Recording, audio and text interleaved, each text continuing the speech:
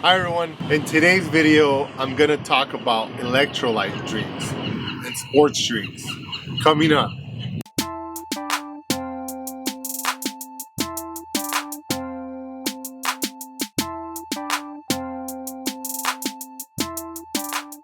Hi everyone, this is Dr. Ernesto, and in today's video I'm going to explain to you why you should make your own electrolyte or sports drinks at home.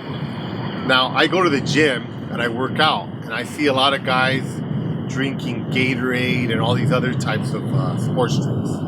You know, I see them drinking well, this is water, which is okay. I'll see them drinking stuff that has sugar in it. And it's interesting, even when I watch like basketball or football or baseball or some other professional sport, I'll see them marketing sports drinks. And in actuality, that's one of the worst things you can drink. I'm going to give you an example. Let's say you go to the gym and you work out and you lift some weights. What you're doing by lifting those weights, you're doing what's called micro tears. You're tearing down the muscle. And then your body rebuilds that muscle and makes it bigger and stronger, right? So let's say I work out. Right afterwards, my body's going to start to release a lot of testosterone. The testosterone is to help rebuild that damage faster from the micro tears. The issue is when you drink sugar, like a sports drink, right after exercise or even during exercise, the sugar causes you to release more insulin into your bloodstream. Increased insulin causes decreased testosterone levels. So regardless of what you see on TV, sports drinks will actually reduce your ability to build muscle and build performance. Now, there are some natural alternatives. I looked at a can, actually it was a bottle of Gatorade, and this isn't one of them, I'm using it as an example. It actually had more sugar in it than a soda did, which is not good. It's going to cause your testosterone to go down. And that goes for men and women. So the thing you want to do is basically what you need are some sugars, some salt, and some water, right? So you can use whatever's available. Coconut water is really good.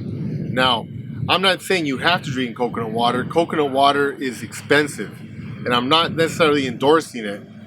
If you live in a place where coconuts grow and coconut water is readily available, it's a good option. If you don't, then it's going to cause a lot of environmental damage to ship it across the world to get to wherever you live. I know I live in Los Angeles, and coconut water is not a very environmentally sound option for me to drink.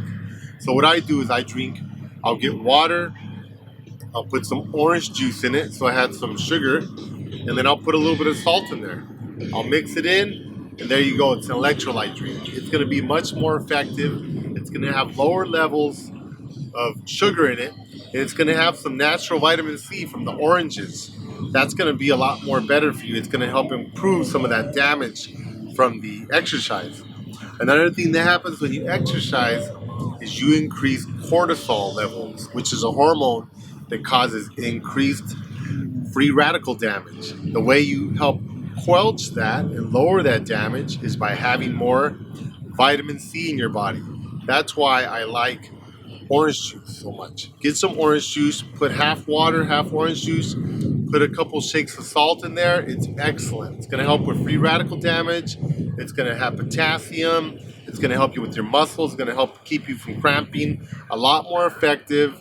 It's going to actually improve and increase your performance during physical activity. Now, today I'm talking to you from Los Alamitos, California. I'm out on the bay here, and I just wanted to share this beautiful day with you. Thank you again for listening, and if you have any questions, please comment below.